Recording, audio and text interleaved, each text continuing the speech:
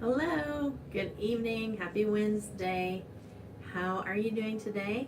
I see Jen is in the house. Thanks for joining us. I'm going to see if I can get it pulled up on my phone. Sorry, my head is cut off. I want to be closer this week. I know people have a hard time hearing me, so I'm going to try talking a little louder. Last week I was pretty quiet, I guess. So let's see. I had a comment from Jen, but it doesn't say now that anyone is watching. So if you're here, say hello. Hello, Cheryl. Good to see you. I didn't put out a little announcement like I usually do saying I'm going live today. So hopefully people will hop on, and remember, I'm trying to get it up on my phone so that I can follow along on the comments. When I'm watching on the iPad, they disappear, and I keep having to like touch right where the camera is. All right, so I see a couple people are here. All right. And I've got this up. Alrighty, there we see. Oh, you know what? It might help too if I switch to live chat instead of just top chat. Let's switch to live chat. There we go. Alright, it is nice and warm here in Missouri. It is 70 degrees and sunny. And for those who live overseas, that's like 22 Celsius. So very nice weather here in southern Missouri. I've been outside working today. Where are you watching from? What's your weather like? And how are you doing? And we'll see. I wonder if there's a way to pop out the chat on the iPad. I don't think there is. And is the sound any better? I moved the iPad a little bit closer to me. So are you guys hearing me any better than last week? I'm also trying to talk a little bit louder than last week. Jen, remind me where you're located. I don't have my notebook with me. I'm kind of scattered. Oh, good. I'm glad everybody will be able to hear me. I was working on a project at home until just about time to leave, and so I don't have as much prep as I normally do. I might have a notebook, but not the one I usually make notes in. But you know what? Have a different one. I have little notebooks that I carry with me. My purse is such a mess, I'm not even going to show you guys. Alright. Let's see. Alright, now let's see who's here. Jim in Town's Gardening is here. Hi, Jim. Is your wife watching with you tonight? And in Oregon, you had a thunderstorm today.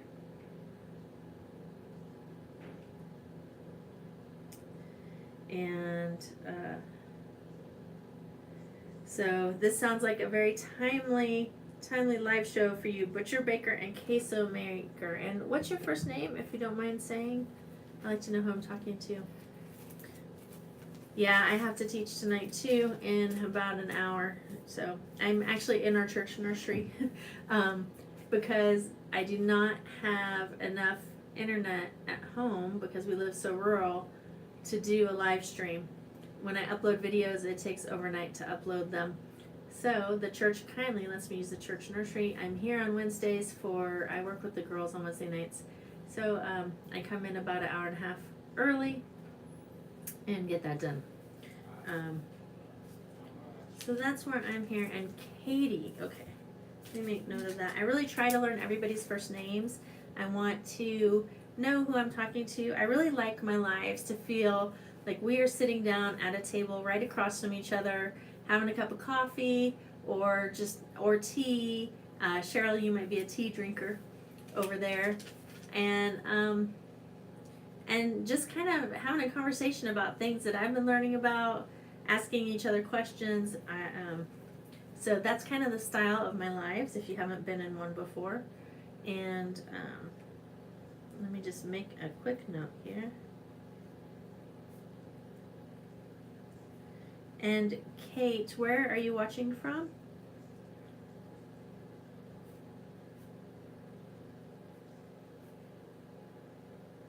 All right, Cheryl, you said, oh, you're in Oregon. Okay, so, Jen said you're in Kentucky. Okay, I got you guys confused. See, that's why I take notes, because I like to try. I do go back later and read the comments, but it's easier to take notes than I can read my notes. Hey Cheryl, how's your weather in North Carolina? And let's see, we have two Cheryls in the house, so uh, let's see. You actually don't like tea. Cheryl in Homestead in the Highlands, who is in Scotland, is that correct? Um, so what, do you drink coffee or do you have another beverage of choice? Nice weather there in North Carolina today. And Jim's in Maine, that's right. I knew that about you, but I had forgotten. How's your weather in Maine? Is it warming up a bit? My cousin is in Connecticut and she said it was starting to warm up. Hello, Smith Family Ranch. Where are you guys watching from? And if you don't mind telling me your first names, because I do like to try and get to know everybody. And we will get started here pretty soon. I really like saying hi to everybody, so it takes a little while to get things moving for me. Hey, Mom H is in the house. Good to see you. And Hamiltonville Farm. Hello again. I left my regular notebook at home, so sorry if I have forgotten some of your names and the details. Yes, I was right. Cheryl's in Scotland. Yo, you're not a fan of hot drinks. Mulled wine and hot chocolate. Oh, interesting. Interesting. Okay. And Smith Family Ranch is in Texas. What part of Texas are you guys in? If you don't mind saying. I really don't want to, like, anybody to divulge any information you're not comfortable with. Some people don't have their names on there for a reason. Hank and Gina. Thanks, guys.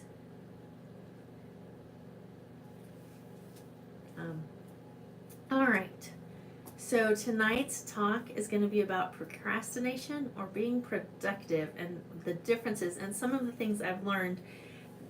Some of you are new to my life, so I will explain that I do a lot of driving for my job. My paid job, I have lots of jobs that I do. My paid job is sign language interpreter, and I drive all over southern Missouri. I interpret in courts, in doctor's offices, Branson shows. I sub for the school interpreters when their interpreters are out. So I'm in the car a lot, going in a lot of different directions. And so I listen to a lot of self-improvement shows on YouTube because when I watch homesteading shows like your channels, I want to be able to actually look at the screen. So I choose to listen to things. I could do podcasts, I guess, but I'm just used to doing YouTube. So I just listen to different channels and self-improvement type stuff, and sometimes some fun stuff too. So a lot of times things that I'm learning and I'm working on in my personal growth are things that I will bring to the channel. And I have been in a time crunch. It's been a little bit of a stressful week.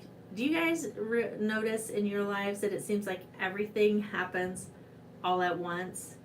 Like next weekend, the first weekend in April, I'm going to Arkansas for an interpreter conference, and it ends on Saturday. It actually ends on the Saturday that Roots and Refuge is having their gathering, so I won't be able to make it because I'll be at a workshop earning CEUs so I can keep my credentials up. After that, on the way home from that, I'm picking up rabbits from Elizabeth Branscombe and bringing them home. So I'm on a deadline to get my rabbit cages up and ready to go. Well, now I have a daughter who's a senior in high school and who is having pain back here, which may be her wisdom teeth, so I had to make a dentist appointment for her, and that's for the Tuesday immediately following when I come home. The following weekend I have to take her to her college where she's going for registration, so that's going to be an overnight hotel trip. The 3 nights I'm in Arkansas, I'm going to have hotel. So I'm having to come up with hotel costs, extra gas costs for these trips, a dentist visit, building a rabbitry and buying rabbits and feed and all that, and it's all like right in this time frame. And because I'm going to be gone for those 3 days, and then taking off the dentist day, and then taking off the day that we go to up to Rolla where she's going to school, so not only is it going to be crunch time and extra expense, it's going to be decreased income because I won't be working like 5 days out of 2 weeks. So I've had to just kind of like take a deep breath, and it'll all be good. It will work itself out. It will be fine. But I have had to like be mindful about that. So that's kind of what we're going to talk about tonight. And I'm going to stop and read a little bit and see who's here. And I would like to remind everybody, when you make a comment specifically for me, if you can put on your all caps, or if it's a question, put like 4 question marks before and after. That way I know you're talking to me, because I know there's a lot of chit chat that goes on in the live chat. And I just realized on my phone I only have on live chat, so I need to switch it to all chat. There we go, and then come back over here. So I'm going to see who else has popped in while I was talking about everything going on. All right. Let's see. Yeah, I've heard that about everything happening in threes. Ooh, you guys are planning a wedding reception. Yeah, I'm sure that is like a lot of craziness going on. Hello, Karen. Hi, welcome.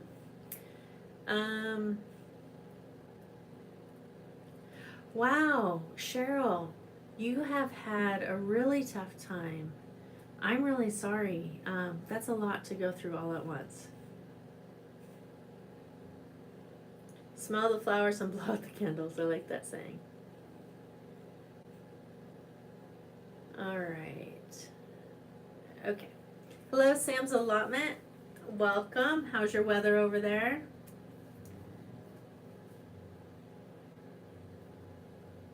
Thank you for being here today. I also want to say thank you to all of my moderators who pop in and pop out. I really appreciate it.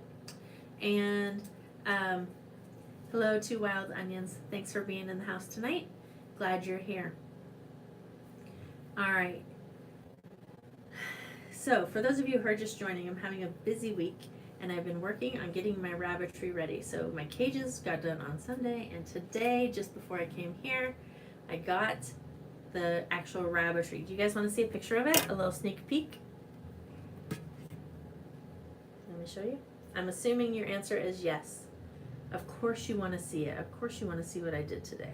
So my daughter and I, not without a little bit of conflict, because of course we have, ooh, that's bright. We have different ideas. Let's see. Can you see that? There we go.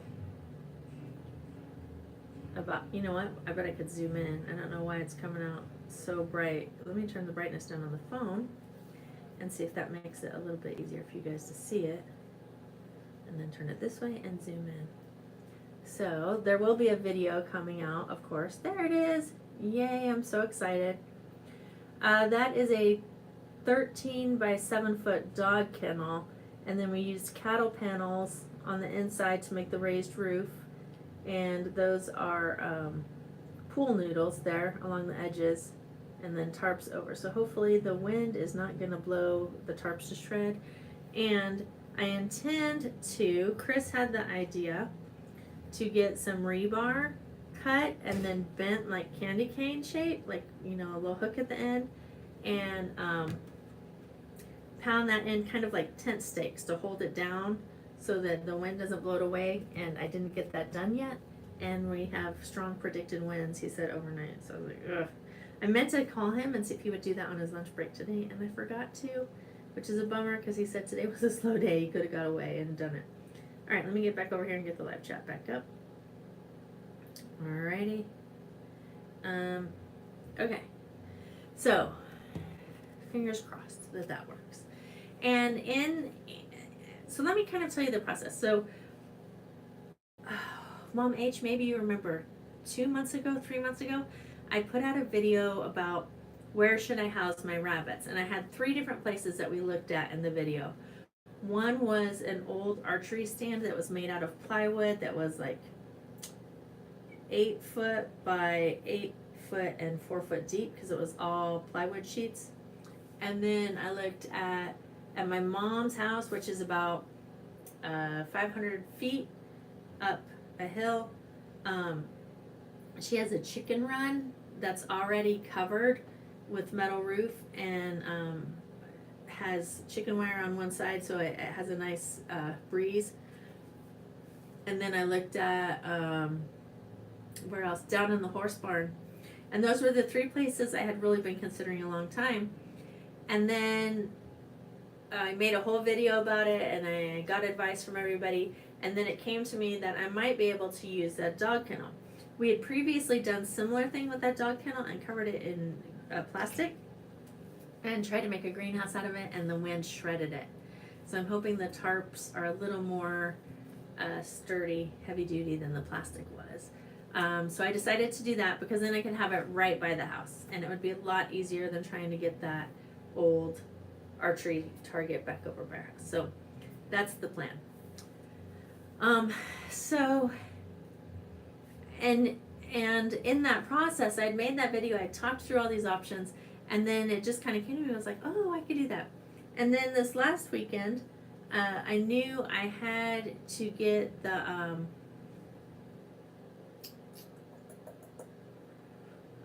I had to get the rabbit tree done because I have rabbits coming. So Chris and I went out to breakfast last weekend after we went to the feed store, and I brought paper, and I kind of drew out what my ideas were, and we were talking about it, and we talked through different things, and I had planned that after breakfast we would go to the store. And what I said was, let's not go to the store today. I want a few days to mull this over before I make a decision, because I was trying to figure out how many tarps I would need and how we were going to do it and all of that. And so then that was Saturday, and today I'm like, okay, today's the day I'm going to go to the store, I'm going to get the supplies and do it. And so I was thinking about that, and then today I watched a video about procrastination, and it was quite interesting, I thought. So before I tell you what I learned in the video, I'm going to stop and see if there's anybody here. So, let's see. Mom H, you're saying what would work better as a chicken coop, the wood thing or the thing I made? I do have cages made. Bye to Hamiltonville Farm, Hank and Gina. Pop in anytime. We're glad that you were here for a little while. Hello, Miss B from Flying VS Farm. How's your weather in, my mind just went blank, Nevada? I think the thing I just built. So I'm not going to attach the rabbit cages to the wall in that. That is basically rain protection and then wind to go through it. I am, however, going to add chicken wire about this high, and then coming on the inside of the wall, and then come down on the ground and kind of go out maybe about 6 inches onto the ground, and have that go around the whole inside, so that I can use it as a chicken brooder, like a chick brooder, or if I have a broody hen, and I can also let the bunnies out on the grass sometimes. All right, so I think a couple people just stopped in. Hello, Liz, and hello, Beaver Creek Farm Life. Good to see you. And Brenda is here. Hello. Okay. So the video that I watched this morning said that there is actually part of your brain, the creative part of your brain, works better with a little bit of procrastination. So I thought this was really interesting. So they did this study, and they had people, they gave them a problem to solve. I forget exactly what it was. And then some people, they had them do their brainstorming right away and come up with all their answers and their ideas and how they would solve it. And then there were those that had, they gave them like 5 minutes to play a game on the computer, like Minesweeper or something. So this is probably a rather old video that I was watching. And then I forget what the third group was, but the interesting thing about it was that the curve kind of looks like this, right?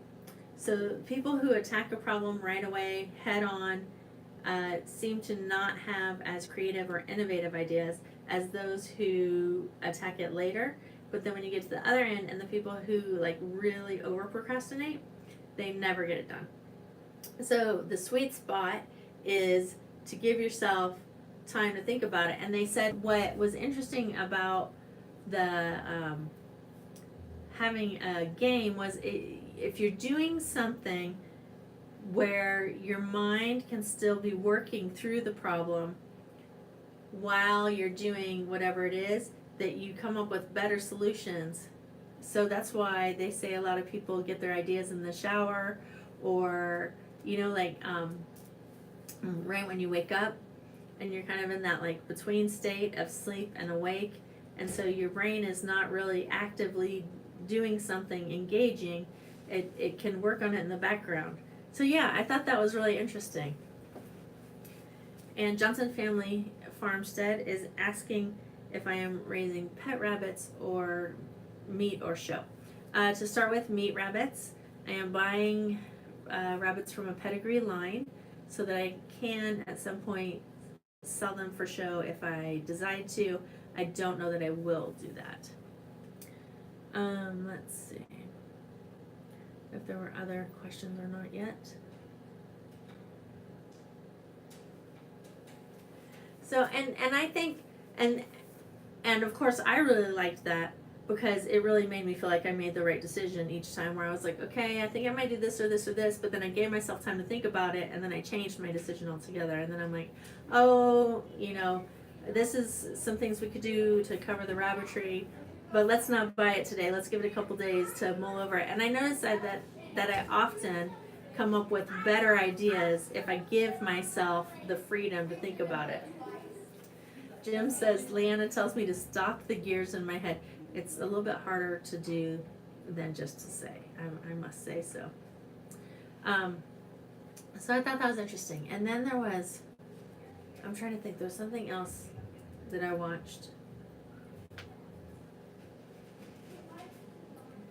But, okay, so then I also listened to this person a couple days ago, and they said that when it comes to decision making, that people who are very successful often trust their gut instinct and they make snap decisions. So for creativity, for innovation, for coming up with an idea on how to improve something, how to do it better, how are we going to solve this problem, that you let your brain work in the background. Think about it, but then think about something else and let it work out in the background. But then when you're trying to make decisions, are we going to do this or this? Are we going with, are we yes or no? Are we going to buy this property or whatever?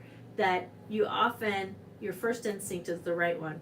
So I think that's kind of interesting, almost contradictory information, but I think it just depends on, there's just that slight difference between decision making or creativity. So I thought that was really interesting. I thought I would share that with you guys tonight.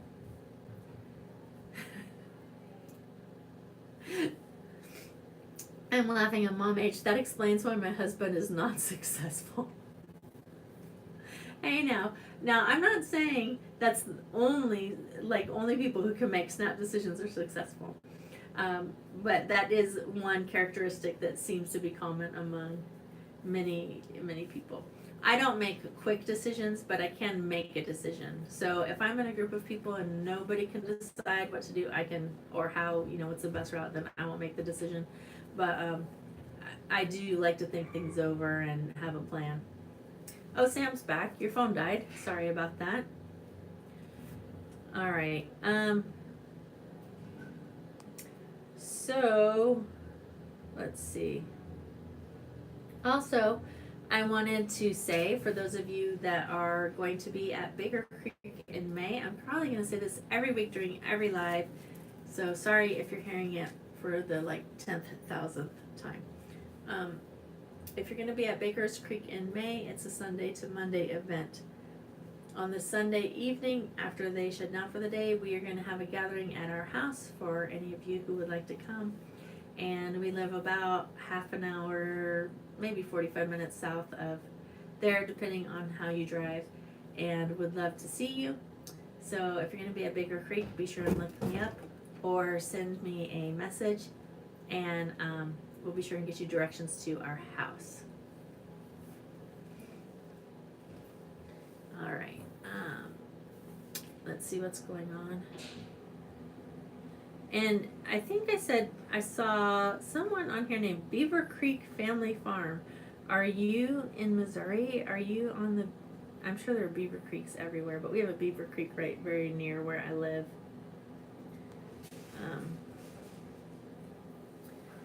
So, and then I watched another, I'm trying, I have two things in my head from today, and I want to make sure that I don't confuse the two.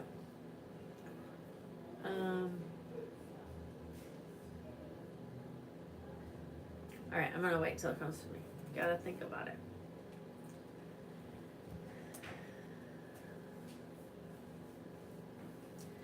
And so I'm reading a comment from Miss B. She says, to me, the real difference between procrastination and delaying is the act of not working on it at all until the deadline.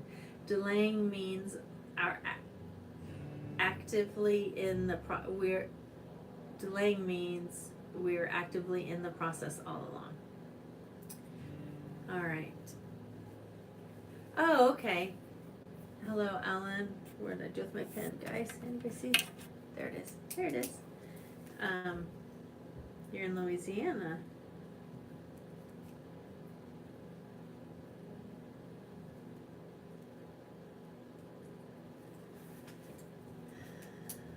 All right.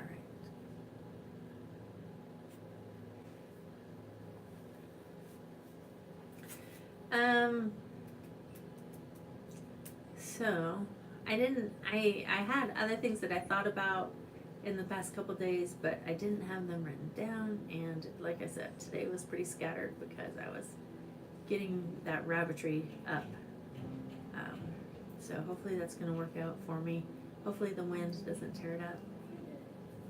I hope so. All right.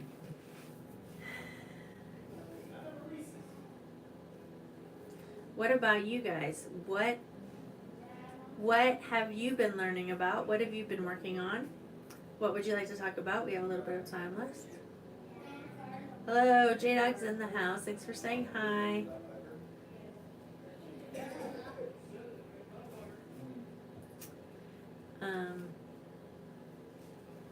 Let's see. Oh, Kenneth Laughlin is just north of here in Lake of the Ozarks. I'm down near Ava.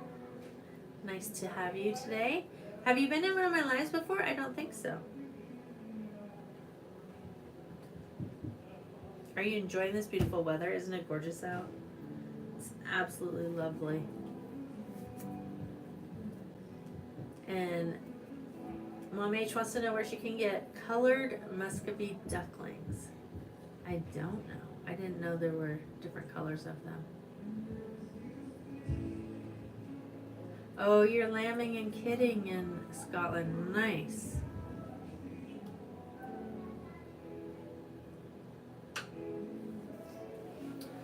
So, Sam, you say you've been working on how to re-salvage your raised beds. So what's wrong with them? How do they need salvaging?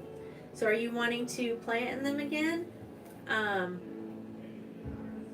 Or you're wanting to put new sides on them? What do you mean by re-salvage? Let's talk about that. I'm interested in what that is. Maybe we can group think. Maybe we can let it mull in the back of our minds and come up with a creative solution for you. So what else do I have going on? I have not planted the first thing in my garden. I have been so focused on getting this rabbitry and rabbit cages done. It's just been crazy. So I have, I'm gonna do the Three Sisters garden this summer, and I'm actually a little bit like about that. I'm not worried about that because the time to plant corn is like 2 weeks after the last frost, and our last hard frost date is middle of April. So I have until around the beginning of May to get the corn in the ground. So I'm not too worried about that. You bought a rosemary plant, first official plant on the homestead. Nice. Nice. I have all those seeds that I found. So one of my other to-dos that's like lingering in the back of my mind is that I need to sort through those and figure out when they need to get started, if I'm going to start any of them. I've got all those pallets just piled up in my yard, making me look like, you know, trailer trash. Just got tons of stuff out there ready to turn into a garden fence, but I haven't got it yet. I want to do ground, like weed cloth, starting about 6 inches outside the fence line and then going inward with it so that my pasture hopefully will not encroach into the garden any more than it has. Oh, Jen, you're doing a Three Sisters garden. It's my second attempt. The first time I did it, I put down a layer of cardboard, and then just south of me, I can get mushroom compost, organic mushroom compost, for like $10 a bucket load. So I filled up a pickup 2 bucket loads of it and brought it home and put that on top and then planted in that. But the cardboard hadn't had time to decompose, so the corn roots kind of, my theory is, hit the cardboard and did like this, and then they weren't strong enough, and they couldn't actually get in the soil. They were just in the little layer of compost. They couldn't go deep enough and do what they needed to do, so the corn didn't really develop. We ended up with not much out of that. Lots of beans, but nothing else. So this year I've got a much bigger area where I'm going to try it. Alright, let's see what Sam says. Sam says, I fully completed them now, but they have been up for 7 to 8 years and was starting to break apart, but with lots of mental beating the sound and strong now. I'm not sure about that last sentence. I think there might have been some autocorrect or typos in there. Brenda's son is coming home. Yay! How did, Mom H, how did your Three Sisters work out for you? Good night, butcher, baker, and queso maker. Enjoy your milking. Thank you for joining us. Kate, right? Yes. Good night, Kate. Thank you for being here. You're going to try propagating mulberries, J-Dogs. I have a mulberry tree, a huge one. And last year I went out there and I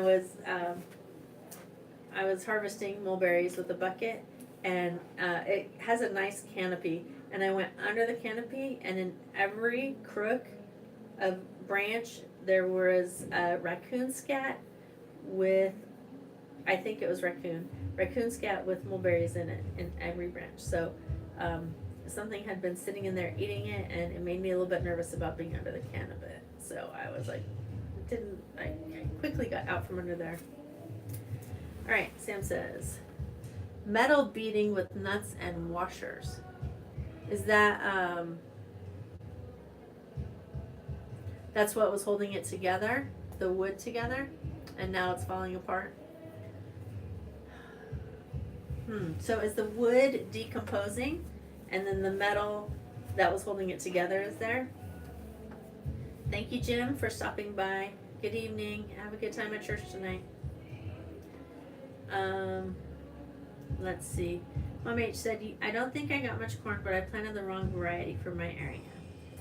I got sweet corn from a semi-local person, so I hope that it works for me. I'd really like to save corn. We like corn a lot.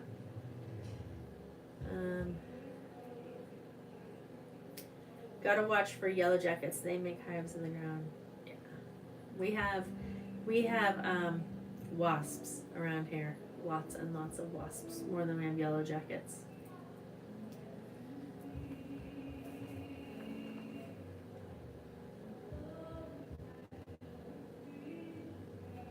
Let's see.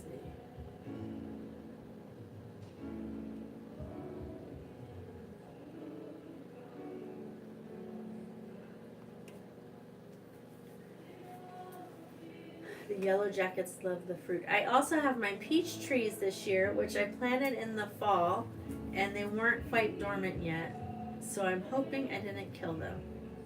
I'm going to be watching for sure.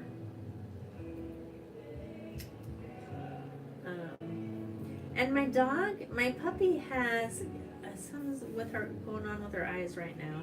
She was real squinty today, and like they look. One of her eyes looked like it might be a little bit swollen, and she was kind of like doing like this. So we had some eye wash like a squeeze bottle, and we have sterile water. We washed her eyes with that. And then I had some allergy drops for people, and I put one little drop in each of her eyes. So I'm hoping that she just, I think she probably rolled in something or got grass in it. It's been kind of windy. So I'm hoping that fixes it, because with everything else going on right now, I really don't need a vet bill. All right, have a good day at work, J-Dog. Let's see. Your wood was giving way, but I've used metal beading from side to side, and it's a lot stronger. Check out my video. I'll see what. Okay, yeah, I'll watch it later and see what you're talking about. Yeah. Okay. So now I think I'm following you, Sam. You were saying that you've been thinking about how to do it, how to salvage it, and that's the solution you came up with. Is that what we're talking about? The procrastination creativity thing? Is that where that's come up from? Oh, I'm sorry. That is our topic for tonight, isn't it? What creative solutions have you come up with that you took the time to think about, and then you came up with a solution? I would love to hear that. So let's hear it in the comments, you guys. What are you guys working on? Do I suffer from allergies? I do not. Not really. Every now and then I'll get like a little kind of like sinus headache, and I'm like, oh, there must be something in the air. And Chris has like grass allergies, so when he goes out to cut the grass, which he enjoys doing on the riding mower, he'll come back in like itchy eyes really bad. Leslie has the worst allergies of everybody in our family. All right.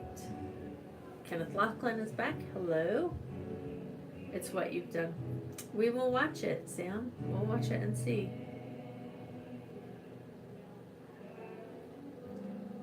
All right.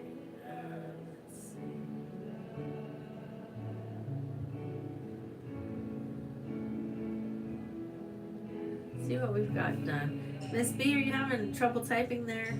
It looks like you've taken back a couple of your messages. I need to build a bridge and a coop for guineas. My guinea roosts with my chicken. She does really well on it. I know a lot of guineas like to fly up and roost in trees, but I don't have any problem with that with mine. Maybe because she was raised with chickens from basically hatching. I started to say birth, but hatching. So guys, what problems have you mulled about on and then come up with a creative solution? Have you found that to be true? Have you found that curve that if you will give yourself a little bit of time to work on something, that you're able to come up with a better solution? Well, guineas are annoying. They sound like a car alarm, but they eat ticks. That's why I have them. I eat ticks. And my friend Tamara, she said that one day a hawk came down and landed on her property, and that her guineas attacked it and sent it away, which is really cool because hawks get our chickens and stuff from time to time. But yeah, tick control is great. They are noisy little things though. They're kind of weird because like from the neck down they're beautiful, but from the neck up they're ugly. Their heads are like, they're ugly looking things, but their feathers and stuff are beautiful.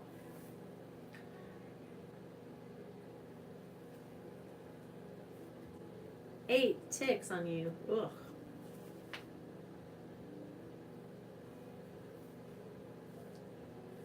Yeah. So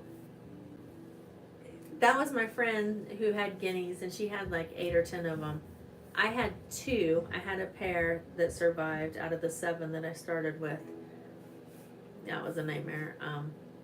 We had raccoon issues. And then of the 2 that were left and lasted like a year and a half, I came home one day and a hawk was eating the male. So it didn't work out at my house. It worked out at hers though. I need to sieve my carrot bed and realize I haven't got oversieved. So I used a deep fat fryer strainer. That's a good idea. That works.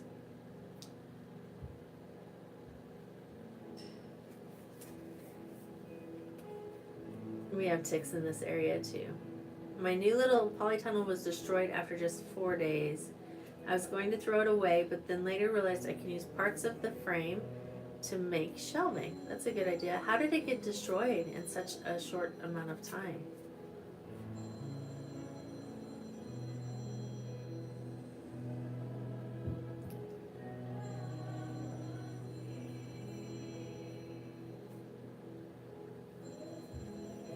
Okay, so Rebecca, tell us about this program. I'm working on getting a gleaning program started in my city to collect fruit from established fruit trees located at people's homes who bought the homes after the trees were planted. Okay, so you're talking about people who have fruit trees but they don't want the fruit for themselves, and setting up some kind of program where people can come in and know that it's okay to take the fruit. That is quite interesting. And then what are you going to do with the fruit? Cheryl said we had a really bad storm. It was in the most sheltered part of the farm and anchored down, but unusually bad storm. Oh, that stinks. It's not fixable? You can't, like, just new plastic or something on it? That does stink. So Rebecca, tell us more about that. Brenda says, I used a little weird shaped leftover to keep my broody hen in her place. I was explaining what I needed to my husband at the time. Seeing that piece saved an hour of work. For sure. The frame got destroyed. Oh. Yeah, that's after 4 days. Ouch. Ouch. Yeah, so you're going to reuse it as shelving though. That's awesome. Let's see. Do we have anything else that we need to talk about? Have you all watched the cabin video that I put up last weekend? It's hit 1,000 views. It's the story of my mother-in-law and father-in-law who, after retiring, moved to Oklahoma, back to his home property where he grew up, and have built a log cabin in the woods by hand. Chris and I worked a long time on this video. We're very proud of it, and I would hope that all of you watch it. It's really interesting.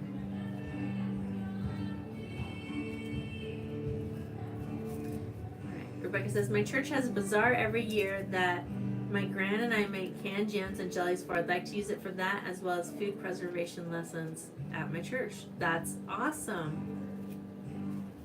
Oh, Brenda, thanks for coming over live. I'm glad you're liking it. It is long. It's longer probably than any of my videos. It's 26 minutes, almost 27 minutes long. And but we're getting really good response.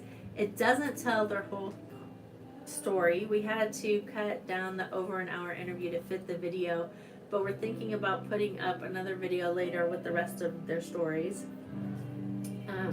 It's really interesting, and it's absolutely beautiful. I learned a lot. I need to work better on not having a shaky camera and some other things. But their cabin is stunning. It's so nice. It's so peaceful. It's such a good time being there.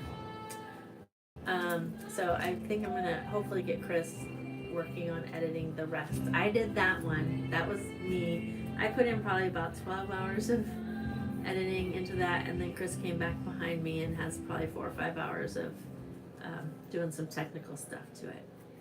And it was the first time for me trying to tell somebody else's story. So normally videos are about me and what I'm doing, and I know the story I want to tell.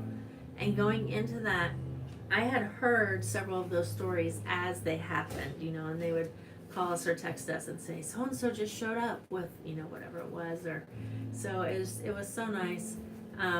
But to try to get them to retell it in a way that I could edit it and make it a video for everybody else was challenging but exciting, and I really wanted to do honor to them and show what a lovely little place they've created, as well as honor God and what He's done in it. Let's see.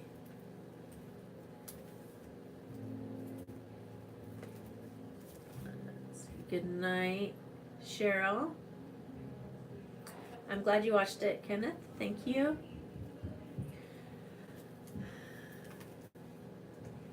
it is a lot like Little House in the Big Woods. Um, and my father-in-law had a car to drag trees and a chainsaw, and so it's interesting that what people did before with hand tools, even. So it's hard to imagine. It's been a long 3-year process, but it is absolutely lovely. All right, it seems like people are starting to hop off for the night, so we'll probably bring it to a close soon. So remember that now we're gonna have videos up on Monday and Saturday and live on Wednesday. I think I'm gonna set them all to 5:15, so it's the same time across the board, 5:15 p.m. Remember that anybody who's going to be in the area for Baker Creek in May is welcome to a gathering at my house. And as always, you can reach me by email, Lorella at planborchard.farm. You can find me on Instagram and Facebook. And I think that's about it. Thank you guys so much for being here tonight. If there's anyone who wants to hang out, I've got about 15 more minutes that I can hang out. So if you have questions for me, if you have anything else you want to talk about or share with the group, I'll open it up. Otherwise, we can say our goodbyes. And again, thank you to my moderators. You guys are awesome. I appreciate it very much. Thank you, Rebecca, Mom H, and Jen Stivers for being here tonight. All right, anything else, guys?